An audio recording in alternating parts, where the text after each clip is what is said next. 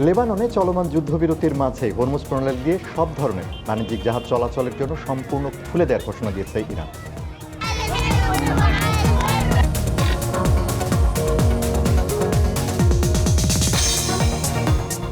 টানা ১.৫ মাসেরও বেশি সময় ধরে দেশে জ্বালানি সংকট, কিন্তু বিদ্যুৎ, জ্বালানি ও খনিজ সম্পদ প্রতিমন্ত্রী জানিয়েছেন দেশে এপ্রিল ও মে মাসে জ্বালানির পূর্ণ সক্ষমতা রয়েছে।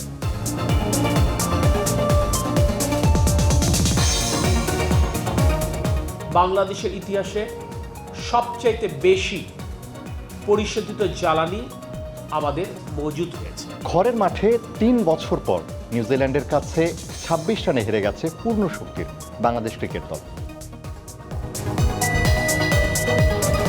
এই সকল খবরের খুঁটিনাটি নিয়ে দীপ্ত রাতের সংবাদে আজ রাত ১১টায় থাকছি আমি আনোয়ারুল আলম।